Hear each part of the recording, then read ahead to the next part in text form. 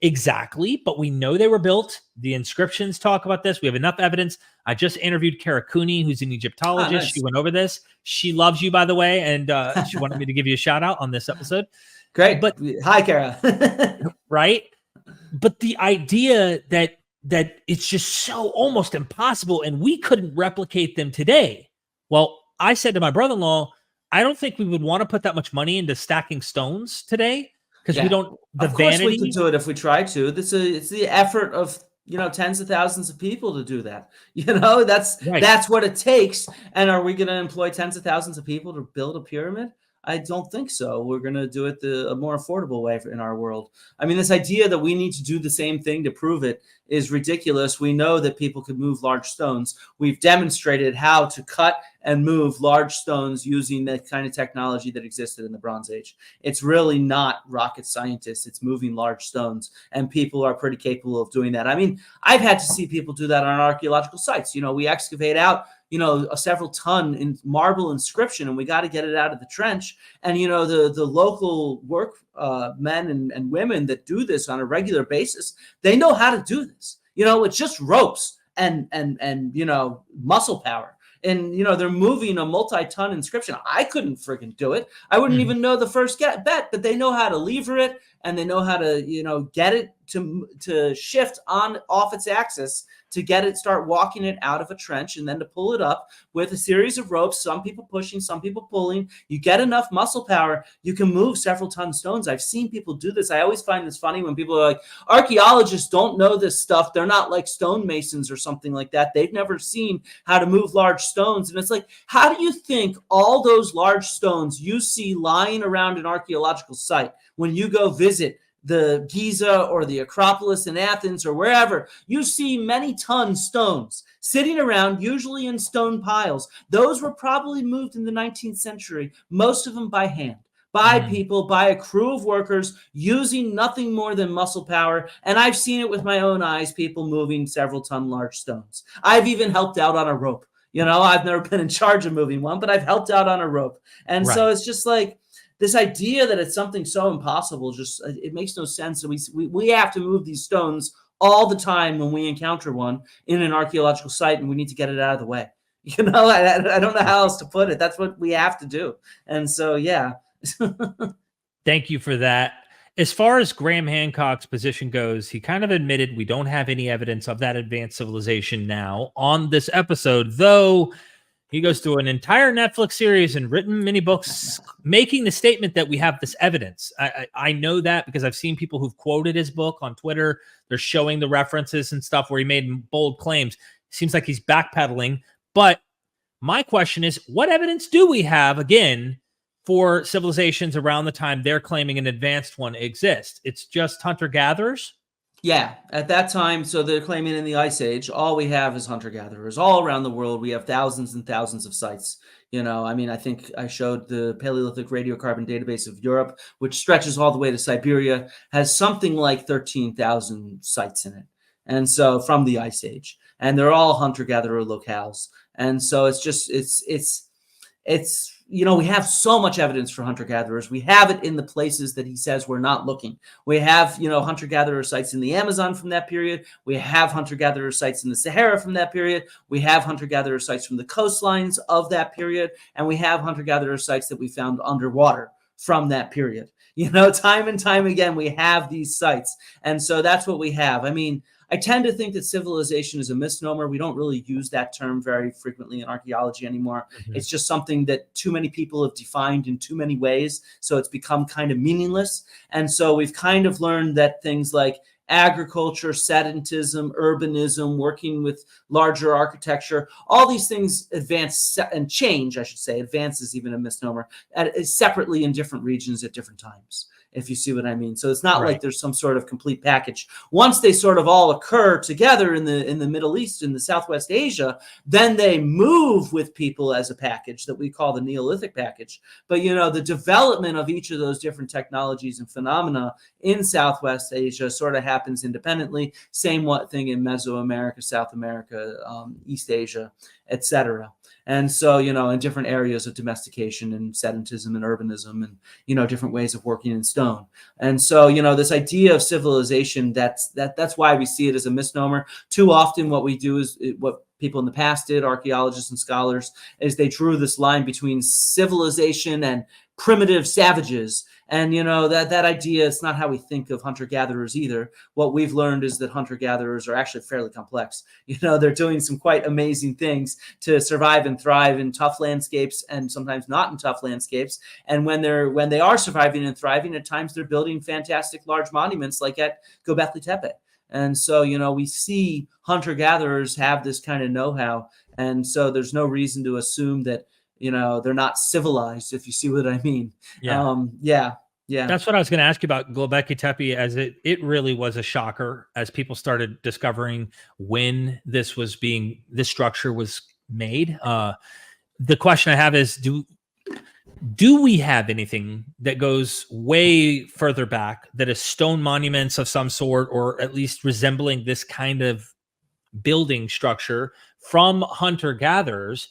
And then if we don't, would it be a shock to discover that maybe there are some structures similar to like what we see with Gobekli Tepe going back 3,000-4,000 years before that into the Ice Age area or time frame?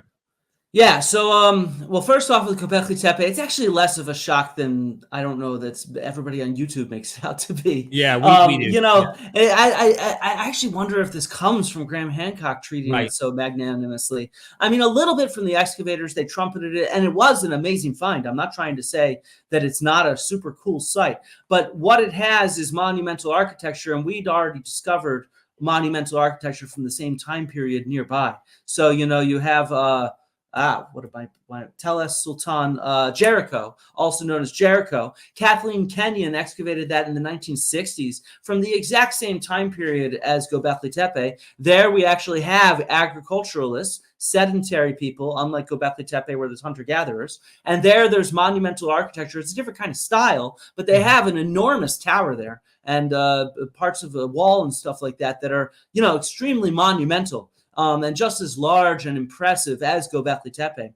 And similarly, this kind of T-shaped megalithic structures, Gobekli Tepe was not the first one found. Klaus Schmidt, who excavated Gobekli Tepe, previously excavated Neveli, and which is also, I think, hunter-gatherers with the same type of monumental architecture. It dates a little later than Gobekli Tepe, but it's just a little bit later, like a few hundred years, and it's the same style and everything. It's just not, it wasn't as impressively complete, if you see what I mean. So we had it there. We could reconstruct it in our mind's eye, but it was not as complete and impressive looking as Gobekli Tepe. And that's part of what makes it so impressive is it stands out in the eyes, if you see what I mean. And that's good for showing what it is. We definitely, and so in that situation, even in the same area, we have clear evidence for thousands of years before Gobekli Tepe of the Natufian culture, starting to live semi-sedentary lives. Hunter-gatherers, they're not agriculturalists, but they're starting to sort of play with cultivating plants. So they're sort of helping them out, but they're not actually harvesting them and then planting them, if you see what I mean. Mm-hmm. But they're trying to help them out in different ways, sometimes with fire, sometimes in other sorts of ways. And so we know that they're harvesting these wild plants intensively. They're storing them even so that they can be consumed over months and maybe even future years. They're grinding them and processing them intensively, just like at Gobekli Tepe. And they're also starting to build more larger and larger structures. They're not as impressive as Gobekli Tepe, but they show the development in that region of different sort of architectural skills and know-how, if you see what I mean. But most of their structures were sort of more for storage, things like that, less these kind of ceremonial type structures that sort of stand out, like the tower at Jericho or like the enclosures at Gobekli Tepe. Yeah. Is it safe to say that the time on their hands to build structures like that is due to them knowing how to store more food to be able to eat more, because they're not preoccupied with every single day 9 to 9, not 9 to 5, 9 to 9 or 5 to whenever it's dark, hunting to get food? They find better ways to reserve it, store it, and now they have a little more time in their hands to do other activities. Yeah, I think so. I mean, in that area in particular, these different groups of people had found very successful niches. So, at Gobekli Tepe, they found this niche where, in the spring, they come up there when the weather starts getting nice from the lowlands to the uplands. And at that time, the grain is ready to harvest. It would have been harvestable earlier in the lowlands, if you see what I mean, because it's warmer. And so they come to the uplands, and it's a staggered harvest, therefore, of this kind of wild wheat that's growing. And then you wait a few months. They store that wild wheat. They grind it. They might ferment it into beer. They might turn it into porridge. That kind of stuff is the evidence we have. And then a few months later, the gazelle come through the pass. And so we can tell exactly what month they're coming through from the isotopic signatures and the kill-off patterns that zooarchaeologists have studied. And so we actually can therefore tell when they're up there. They're up there for the warm parts of the season. So they're moving sort of seasonally between the lowlands in the colder seasons and then the uplands in the warmer seasons to exploit these different niches. And then while they're there, they have plentiful time. They harvest that wheat, it stores. They're waiting for those gazelle to come through. And so right nearby is the quarries for it, that they get the stone to build Gobekli Tepe, and they have time on their hands. And, they do this. They follow this seasonal way of life for, it's over 1,000 years at that site. So you think about it from today to the end of the Roman Empire, right? That's the amount of time, I think even longer, that they're at this site. And so, so much time to be able to develop this kind of ceremonial center. And then, of course, the team is now starting to excavate further away from the ceremonial center.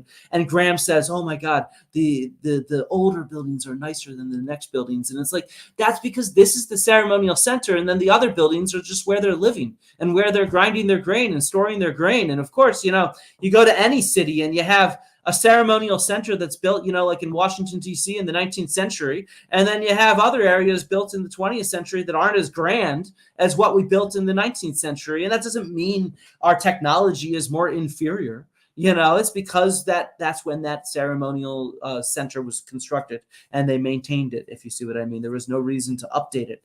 And so, I mean, that happens all the time in different cities and settlements throughout the world.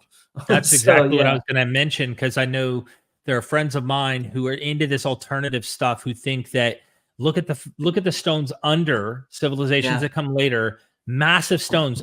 For example, the Herodian aspect of the Jewish temple and remnants that are left of it, those stones are massive. The Herodian stones are massive. Then you can go to the later civilizations who built on it, stacking smaller blocks, and you go, well, it's an inferior build compared to Herodians.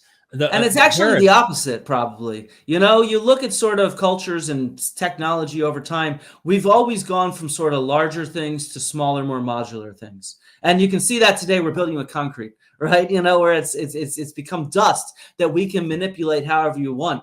Building with smaller stones and mortar and things like that is actually going to be more sturdy. It's going to be more easy to repair over time. And so, this idea of larger stones is more superior technology. It's actually the exact opposite.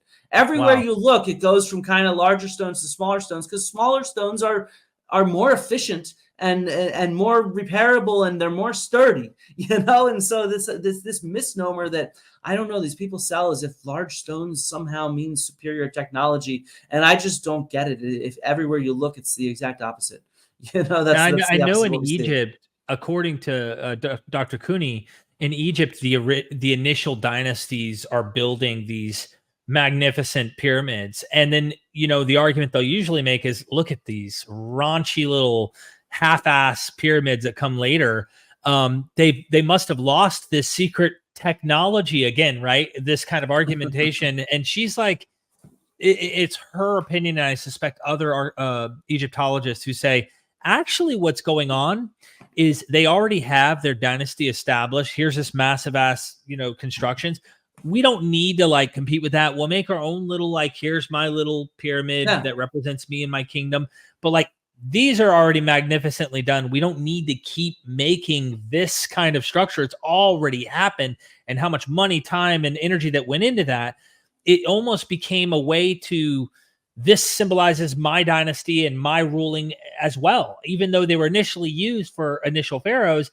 Another way of putting it is, this is a little more complex, but in biblical literature, you had this back when the kings ruled and the gods ordained the kings to be in power. It wasn't just Bible. We're talking Mesopotamia, Syria, Babylon.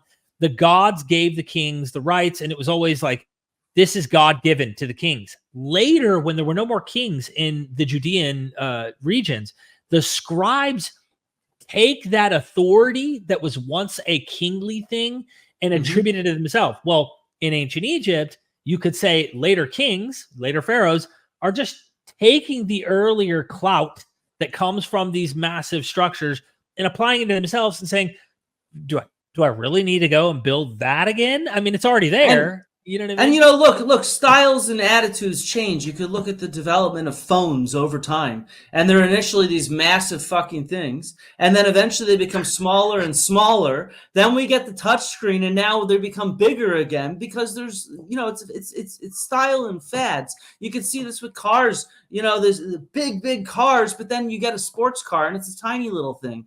Size and stuff like that. The styles change. What people do to impress other people changes over time. There's no reason to think that, the only way to express power is through having the largest monument. There's so many different ways to express your status and your power and your wealth. And sometimes it's through very small things in subtle ways. Others times it's through something more in your face. And it's just sort of, I don't understand why we think there's only one way to do something that's more impressive than another. It's a very reductive way of thinking about our ancestors. Yeah. The final point I'd like to make is I've engaged with many people online from various stripes. And oftentimes there's this accusation of people like me, I call myself an atheist, who say, they want to put the burden of proof on me. And many atheists online go, well, we're not the ones who have to bear the burden. You need to prove the existence of this omniscient, omnibenevolent, the arguments. I'm sure you've seen them online. Everyone has come across this stuff. But in your case, it's a special kind of position, in my opinion. I could make a strong positive case against the existence of Yahweh, which I have done in a recent documentary I just launched. In this case of archaeology, they want to you could easily just shift the burden and say, you need to prove it exists. You haven't done that. And he wants to do this God of the gaps kind of thing where it's like, it's out there. You just haven't found it yet. Wishful thinking, hopeful, all of that.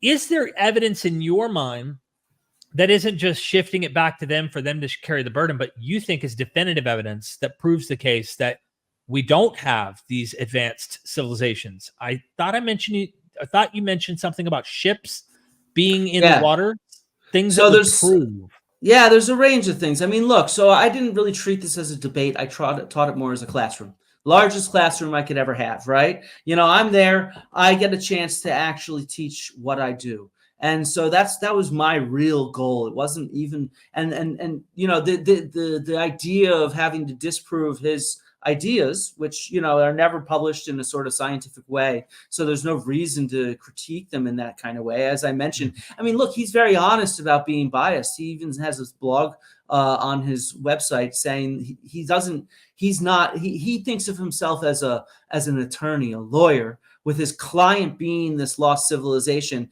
And he wants to present this theory in the best light possible. So of course he's going to be selective about his evidence, if you see what I mean. And so as I showed with those EdFood texts, he's extremely selective, putting together those sentences from different pages. And so I really saw this as, look, there's no way to really debate somebody who's just categorically opposed to, looking at archaeology in the way that scholars look at archaeology. And so I really used it as kind of an example to really teach archaeology to a large audience. And of course, I framed it around the topic of the conversation, which was, is there this lost civilization? And yeah, I definitely think there's strong archaeological evidence against it. I mean, this is why I'm writing this book, and I'm going to be YouTubing more about this topic, is because, this idea was considered seriously in scholarship in the 19th century and sort of discarded. But at this point, we have so much more evidence, especially the last, 50, 70, 100 years in many countries where cultural heritage laws have been put into place. And the public just does not quite understand the scale of archaeological evidence that we have. I mean, Graham Hancock claims there's this global civilization, and he says it's, underwater because of sea level rise at the end of the Ice Age. And he critiques underwater archaeology because they've uncovered, thousands and tens of thousands and hundreds of thousands of shipwrecks. And he says, but you're not finding many settlements. So you're doing the wrong thing. If you want to test my hypothesis, you should be looking for settlements underwater, for Ice Age stuff underwater. And it's sort of like, wait a second, hold on, Graham. You're trying to say this is a global civilization where there's trade across the oceans and across the seas. Where are your shipwrecks? If we're focused on finding shipwrecks, well, there should be shipwrecks from your civilization. This is just a no-brainer. If we know how to find shipwrecks and we're so successful at finding them from all the different periods where humans have ships,